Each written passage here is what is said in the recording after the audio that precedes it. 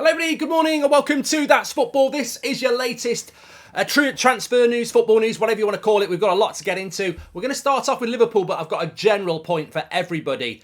Enough is enough. People are going to scream hypocrite. You've been saying that Saudi Arabia is not necessarily a bad thing.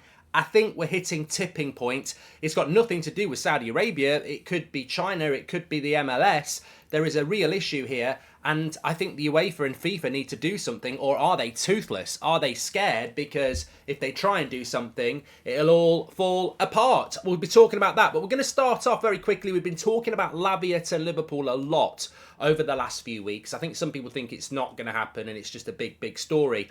Fabrizio said yesterday, 42 million with an offer, 42 and a half, I think, million, plus another 2.5 in add-ons. Obviously, Southampton want 50 million. Liverpool eager to get a deal done quickly because Chelsea are still fishing around. Arsenal look like they've dropped out because they're going to keep Thomas Partey. So looking very good for Liverpool, and looking that Liverpool are trying to get it below the 50 million mark. And I think we could get to a point with the way that Liverpool would move that they'll get that done really quickly now that Jordan Henderson has announced he's going to Saudi Arabia. And apparently the Fabinho deal to Saudi Arabia is still very much on for £40 million. And I suppose you can sort of see both sides here, actually, can't you? I'd be interested to know what people think. Lavia for 45 million is a bit expensive. He got relegated. He's in the Championship. He's 19. I don't think he's played 30 Premier League games, but loads of clubs want him. He's very talented. He's well scouted, and I get it. So 45 million, 50 million is a little bit steep, and you can see why Liverpool are trying to bring that price down through negotiations. Lavia desperately wants to go. Southampton are going to have to do a deal.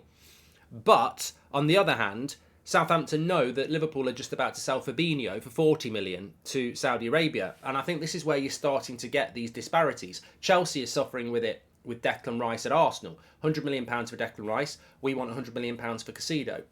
Fabinho is basically washed and he's going to Saudi Arabia and he's going to get 40 million quid.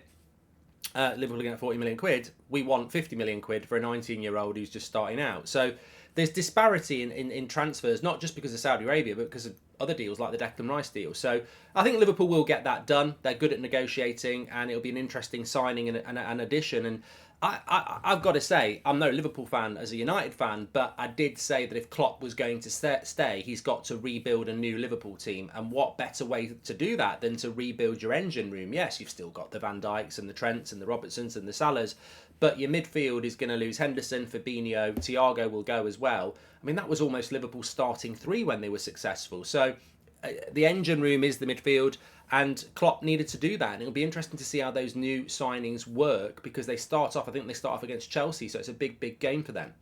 I want to just talk about Saudi Arabia very quickly. This has been a recurring theme throughout the summer, and it's sort of grown. And I always said, look, the Premier League can't have it its own way. We've always been the dominant league in relation to wages and money. And La Liga and Serie A have been moaning about it for years. Now Saudi Arabia comes along and we want to moan about it. That's hypocrisy. However, you can say enough is enough. With Verratti now going to that league at 30, I still think that's young. We've seen Ruben Neves, we've seen Milinkovic-Savic. People seem to think that it's like the MLS brigade going to Saudi Arabia, but there's a lot of players that have still got a lot to offer in what I quite clearly define as the elite area of sport for football, which is Europe and the Champions League and 3 or 4 domestic leagues.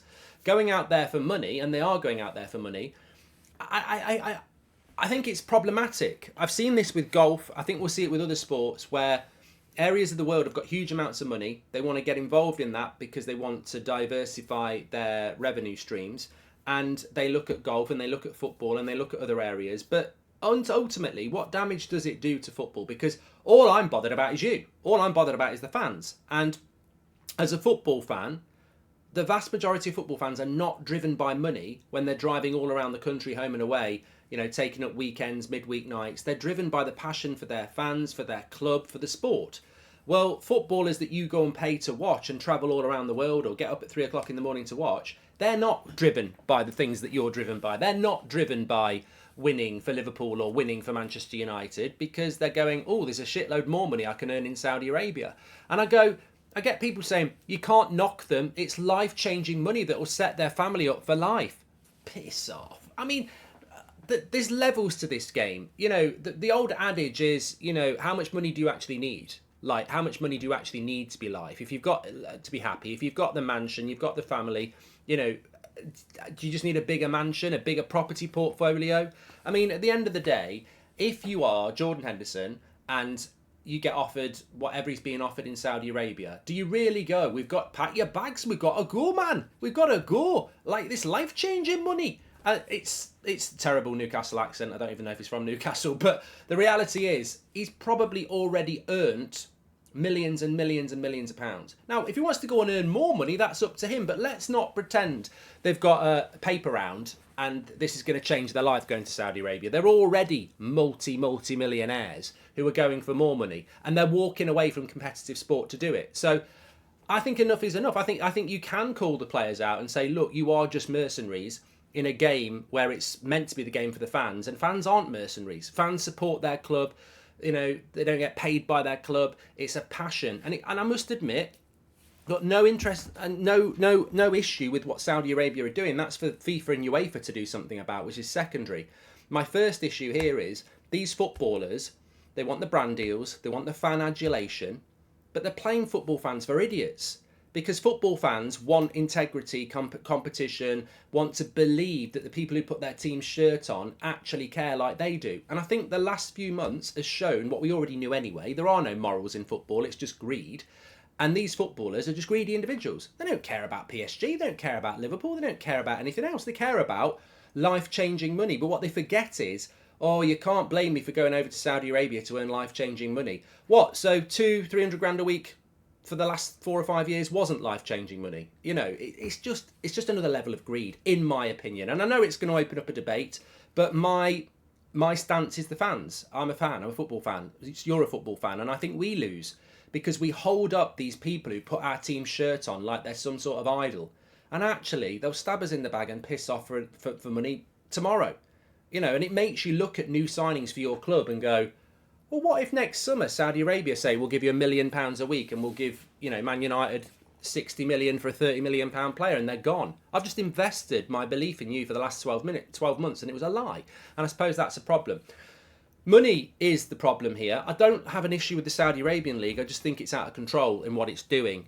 Greedy people are following the money. They're just saying, come here. Greedy people are following the money. And I just wonder if at some point it's going to cause competitive element as better players go over there. Are we going to invite Saudi Arabia into the Champions League?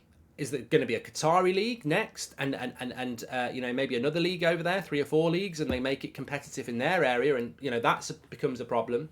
Are UEFA? Well, it won't be UEFA. Are FIFA going to put restrictions like financial fair play restrictions on that league? It's happening in Europe, so I think rules need to happen. But my concern is, are they fearful of putting these rules onto the Saudi Arabian League? Because the Saudi Arabian League will go, we're not in FIFA. We've got enough money. We'll start our own organisation. We've got the money to start our own organisation, like what happened with golf. Players can come and play in our organisation, the Saudi Arabian Federation, which is nothing to do with FIFA or UEFA. You know, sod international football. You know, they'll all get paid ridiculous money. We're the future. And you just wonder whether FIFA and UEFA are toothless in this. So there's a lot to keep an eye on here. And I don't necessarily think Saudi Arabia the Saudi Arabian League are the bad people in this. I think they've got money and they're ambitious. And unfortunately, football, if you've got moral footballers who are like, I just want to play competitive integrity football, I'm staying in Europe, you're fine. But if you've got footballers who go, yeah, I don't care about PSG, I'm off to play here, you know, that becomes a problem. And there seems to be a few footballers that are more than happy to show that they're all about the money. Get your comments in. Interesting point there, I think. What else did I want to talk about? Well, there's a few things going on. Apparently, Conor Gallagher to Chelsea might not be happening, but to West Ham might not be happening, but James Ward-Prowse will. Still no development on Caicedo.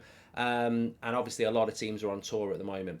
Get your comments in below. Liverpool, Lavia, looking good. I think they're waiting to get Fabinho done first, so Southampton can't say we want that money. But about 45 million should do it. And what are your thoughts on what's gone on this summer? It's been a summer no one would have predicted with Saudi Arabia, let's be honest. Make sure you smash a like on the video and subscribe. I'll speak to you on the next one.